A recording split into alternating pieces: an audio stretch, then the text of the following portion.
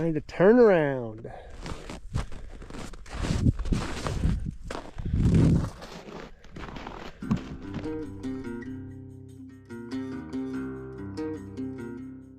Well, last week I used my excavator to open up the trail up the side of the mountain, and I thought it'd be a good idea to take my skid steer up there and use the plow blade on it to open that trail up faster. And let's just say things didn't go quite as planned.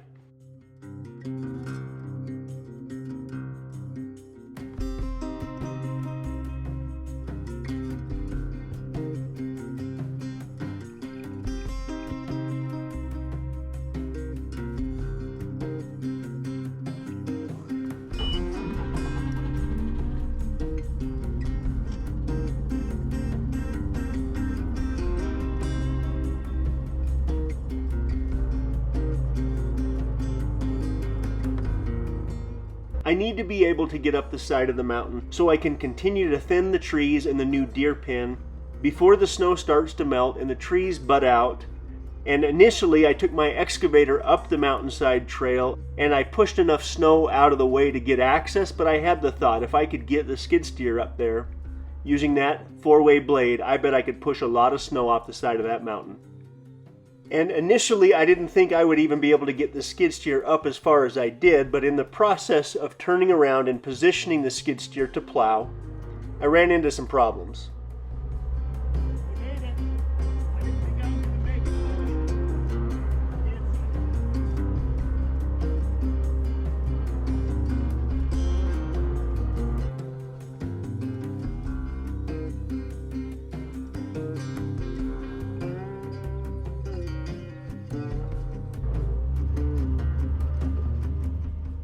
Because it's so cold right now, the ice is frozen, but it doesn't pack down very well. So as I try to move the skid steer around and position myself to be able to plow, the skid steer is naturally following the slope of the mountain and slowly sliding off the edge of the trail. And even with chains, I couldn't get enough bite to get back up on that trail. I knew I was better off stopping right where I was at.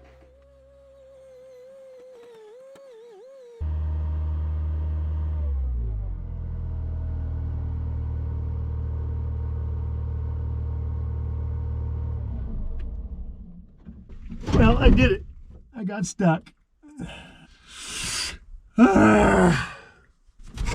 That's the problem with this little trail on this side is it's only the width of the excavator blade and I got the skid steer tires off the one side. Now I'm in trouble. I'm gonna have to go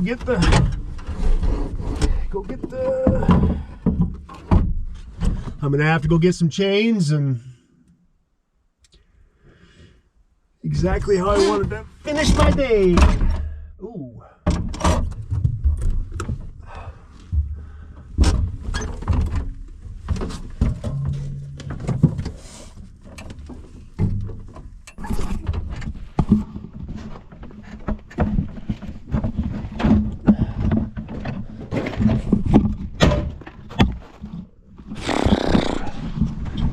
There she is.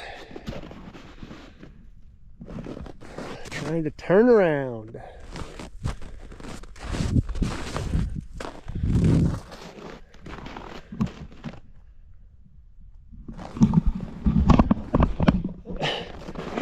I was doing so good too.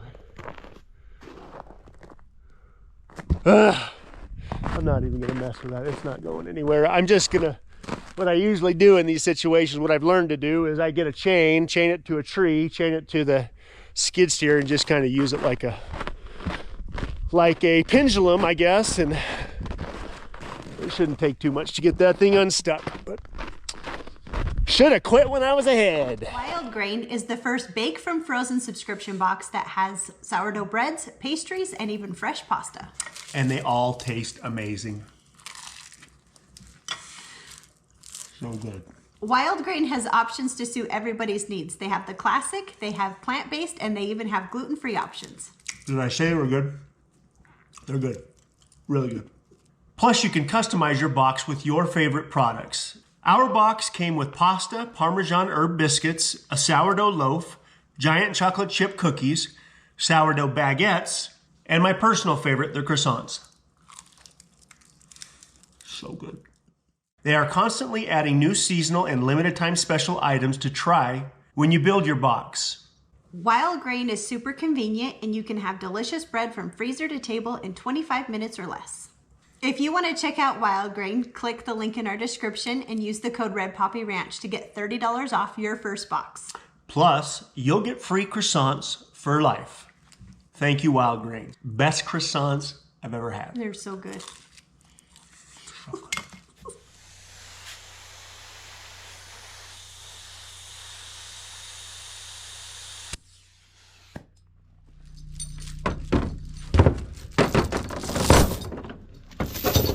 All right, let's go figure this out. It's only like 20 degrees out here, so we're going to fix Heath's mess that he got himself into, and hope we can do it safe. It's time to go figure out how to keep this skid steer from rolling down the hill. Cedar's going to hopefully not end up in the excavator, but I'm hoping I can just chain it to one of the trees and kind of swing it back up on the trail. But I need her help to make sure this doesn't end badly. So here we go. I don't know. I'm going to do it with my eyes closed, but I'll video it. What? Sorry. I'm going to do it with my eyes closed, but I'll still video it. Well, unfortunately, I'm going to need your eyes open, I think. So. I don't know if I want to watch. Let's go, Willie. Can't think of anything else I need. I'm trying to think of any other tools.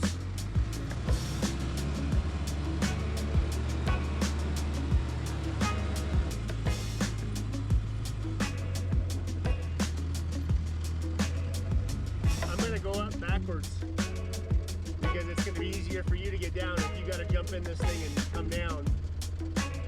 No, just hold on, it's gonna be fun. I've done it before. I've driven this thing all kinds of places backwards.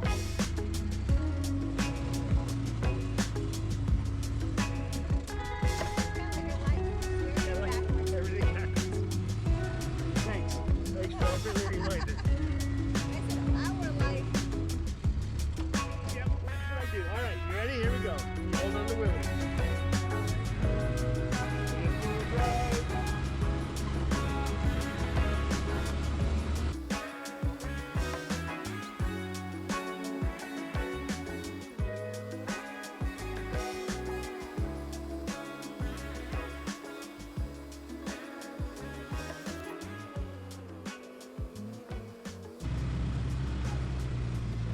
Okay, we're gonna leave it right here.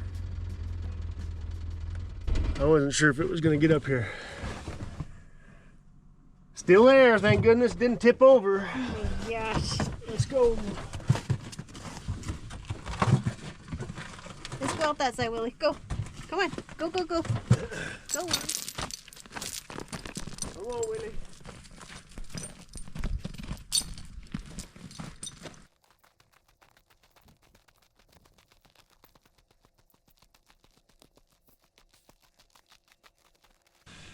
Oh, you got her good.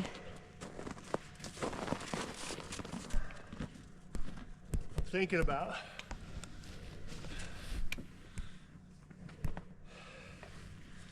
I think I'm gonna, just to be safe, I'm gonna put the strap on the arm of the boom and chain it to one of these trees so it doesn't go over. So if nothing else, it doesn't go over. We might have to go get the excavator, and you might have to run the excavator. Well, this is not like a super steep hill. It'll tip over, it's steep enough. Yeah, I mean, it's there, but... What do you think, Willie? I'm gonna fill my boots with snow.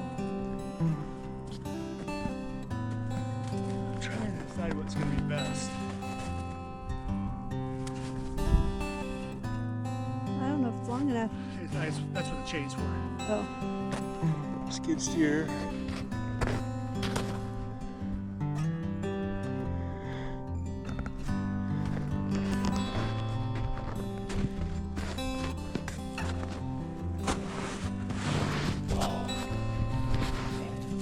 suck. The bute's very full of snow.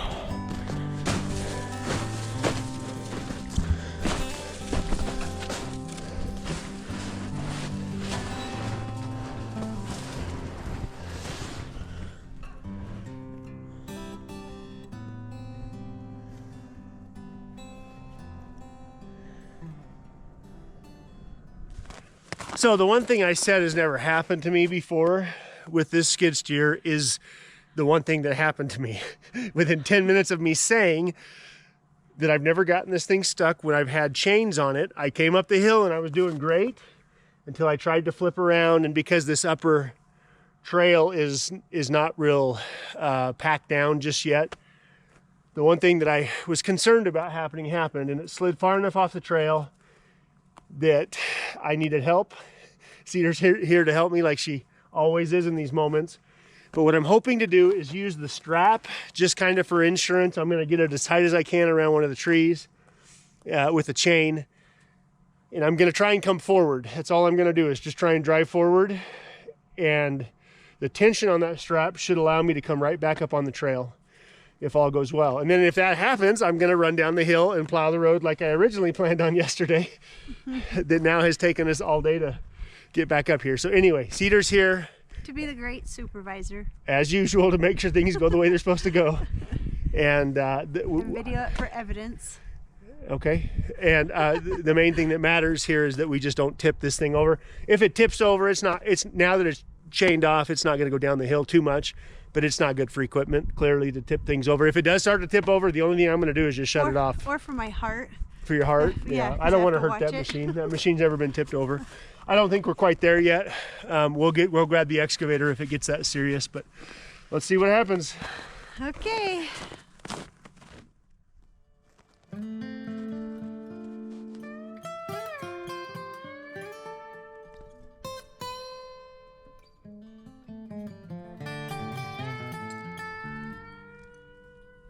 Should have brought the snowshoes.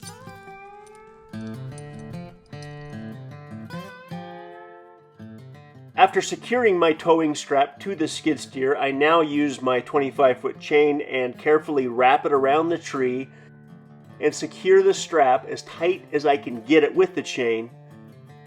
And now I'm ready to try and drive it back on the trail.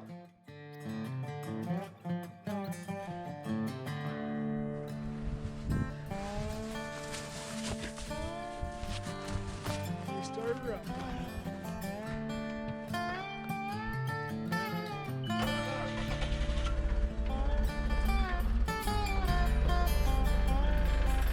It's also almost out of diesel. It's only got like a quarter tank in it, which means the more I tip it, if it runs out of diesel, I'm gonna have to go get some diesel. But I think we're ready. You always do things the easy way, don't you? Okay, so I'm just gonna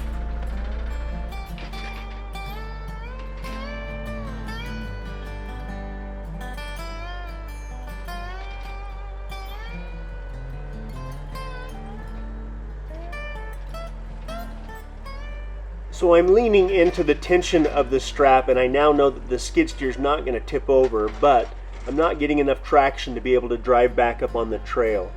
And I have to lean pretty hard into that strap in order to get enough bite.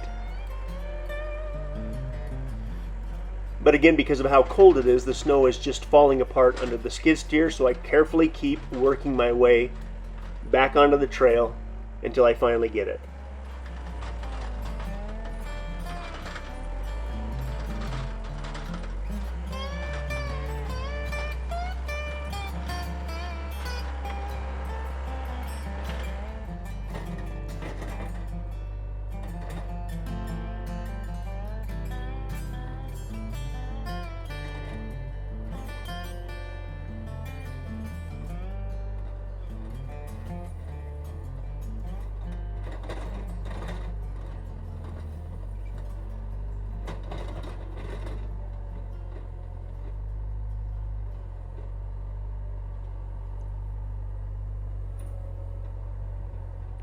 I know it doesn't hardly look like it, but in this moment I'm leaning into that strap pretty heavily, and if the strap broke or the chain did, this thing would go tipping over backwards.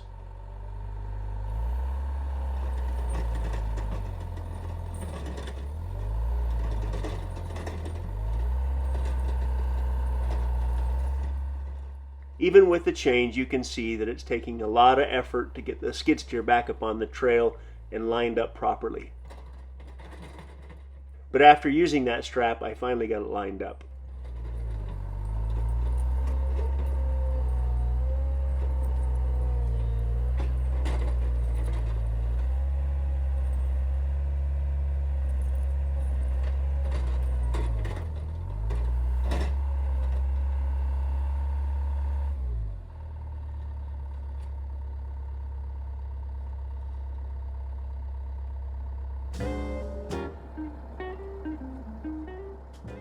It went about as good as it could have under the circumstances, but I'm not comfortable running the skid steer up this particular trail until I work on it some more with the excavator. You're gonna need it.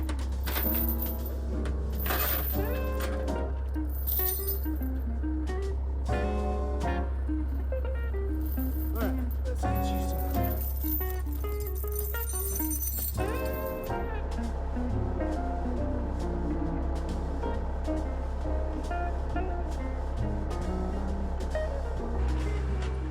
Well, Cedar was grateful that she didn't have to jump in the excavator and things didn't get too serious. But even after I got the skid steer lined back up and I started plowing snow, because I don't have the springs on the snowplow set for this kind of terrain, it really was a waste of effort. And I ended up just simply driving the skid steer down the mountain, getting it back to the landing, and leaving it there because it was a big waste of time to try and do this, unfortunately.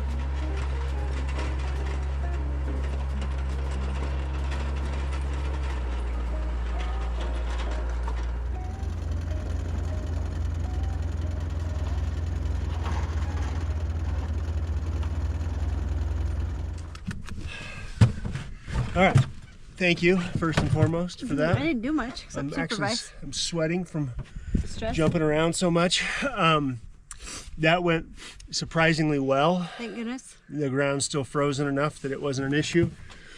But that is that was a bad decision, thinking that I could take the skid steer up there, and the idea was that I would be able to plow way faster with that than with the excavator, but the consequences are so much more. If I had tried to drive out, I'd have probably tipped it over. So it worked just fine. Using that tree like that, I've done that a couple times where I've had to anchor off to a tree, and it went surprisingly well. But I'm not going to take the skid steer back up there. So I am going to go take you down to the house and grab the chainsaw and go play around for a minute. Oh no, you're not. We're staying right here. There's still sunlight. We're just gonna... There's still sunlight. Let's go. Come on. Don't hold me hostage here. We got other things I could put you to work doing if you'd rather. No, there's trees calling my name. It's just pure. Babe, I have to work on that deer pin. I have to thin the trees in that deer pin if we're ever going to get grass to grow up there. So they don't want grass. They want trees. They want grass. They told me. They want grass They and talked to me trees. and They they want told me. both grass and trees. He said we have no trees down in the front pasture. Let's just leave it like that. They talk to me and they say, I don't know. I haven't figured it out yet. I'm working on it. So. See, they talk to me. You know? Yep. Okay, thank you. Willie agrees, huh, Willie? Yeah. We got her out, Willie. We got her out. Let's Thank go down goodness. there and check Yeah, on the it's easier kids, than see I how thought. everybody's doing. Oh, Buckle up, buddy. I've got my knees on. I'm not buckled up as I get. Please just drive a little careful, right the brake.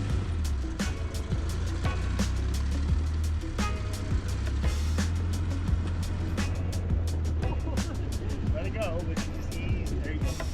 Remember that part on that movie Twister? Yes. When she's like, "Can I drive?" Woo! You're trying to turn. You're sliding. And he says no, and she says, "Then will you?" Can I drive? Then will you? Love you. You're the best. Come on, Willie. Let's go, Willie. Sam is doing.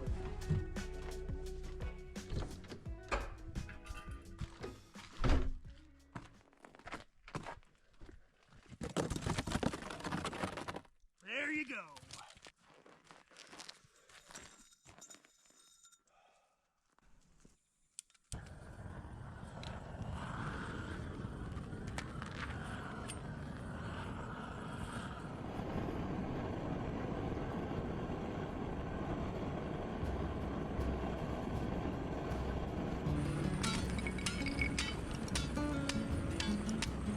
I came out to feed and water the deer this morning and I discovered that the yard hydrant was frozen solid.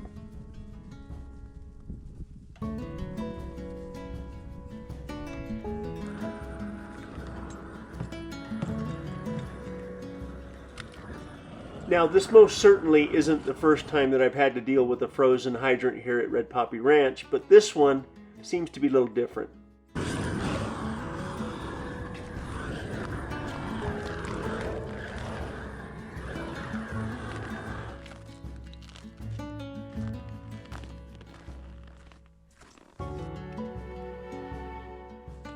After using the weed burner on this yard hydrant for 2 hours, something's not right because I can lift the handle without any resistance, but I'm still not getting any water.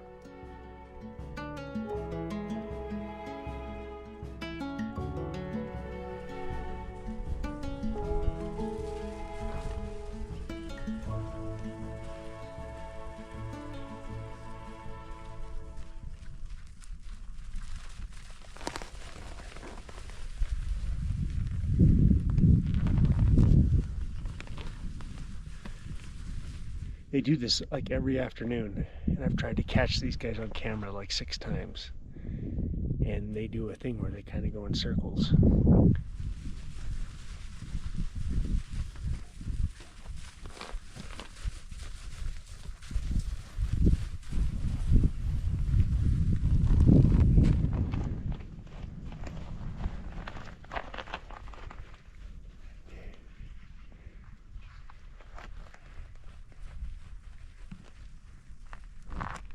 That buck is 8 years old, and that's the equivalent of, that's probably like a 65-year-old man right there. They can live to be 12, so he was booking.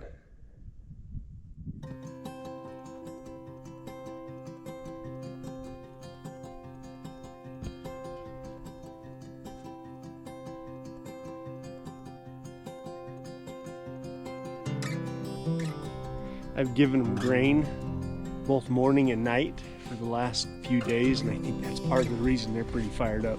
They've never done that with me in the pen before. I'm hoping they'll do it again, but it doesn't look like they're going to do it. I've set cameras out here because they do this almost every afternoon. There they go. It's always the old buck and the young buck.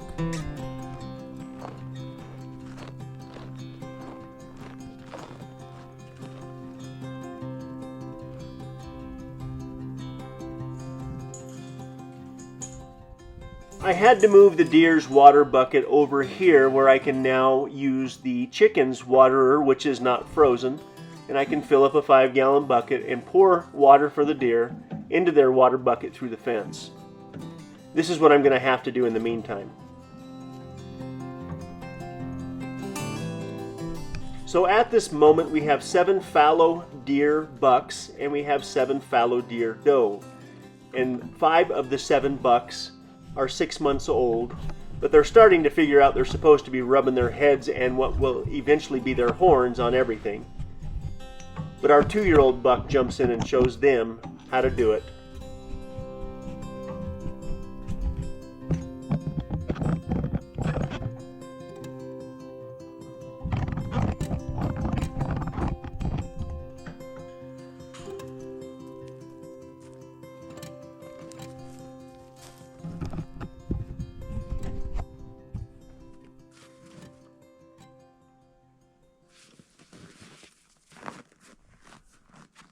So both of these hydrants are without water, which means the water's frozen underground somewhere on this side of the water lines. These 2 hydrants here are the newest hydrants that I put in. I put these in when I connected the the bobtail propane tank, and they're both frozen. And what that means is it's frozen underground. And the only place that I can think of that it would be frozen underground is right here. For whatever reason, whenever I run my excavator up and down this little run right here, I try to always kind of keep it level. And I noticed that I had dug quite a bit off this little shelf right here, which used to be about 24 inches higher than that. But I'm about to pull a whole bunch of this dirt down the hill and actually make that pad and that where the sawmill is, make it kind of come around the corner. And then what I'm hoping to do is build that little the little homestead cabin from our ranch over there. I want to recreate that right here with the logs that I got from over there in Bear Lake. But the bottom line is these two hose bibs are not going to thaw out anytime soon. Our freeze depth is about 36 inches is where I try to put everything. Excuse me, my nose is running. It's about 4 degrees outside. The frost depth is 36 inches, typically 30 inches in town, 36 inches up here. But I try to go deeper than that. But somewhere within that 36 inches, this pipe is too shallow and now it's frozen solid. The pipe's not going to break. You know, there's no fittings right there for it to break. But this is not going to thaw out anytime soon because the truth is I don't know for sure where it's at. It could be anywhere from this yard hydrant all the way over to the pad. But I am going to pull all that dirt off the hill at some point, and so what that dirt will do is compensate for the dirt that I have removed. But what that now means is I get to bucket water the deer until these guys thaw out. So all you got to do is leave your hose bib on and it gets down below freezing, and the entire yard hydrant will freeze up. And so many times I've been called out to unthaw a yard hydrant, and the very first thing you notice when you put the weed burner on it is steam. And I kept thinking to myself, why is there no steam? And finally I walked up here and checked this hydrant and it's frozen too, which means the water line is frozen somewhere right here. So the other hydrant by the chickens works, so I'm gonna have to bucket water them from over there. But it got cold this year. I don't know for sure how cold it is right here. Cedar pulled up one morning and said it was 14 below, or one night I think. And it always gets colder, you know, clearly right before the sun comes up. Sometimes even right as the sun is coming up, it'll get bone chilling cold. So it's cold. My hands are killing me.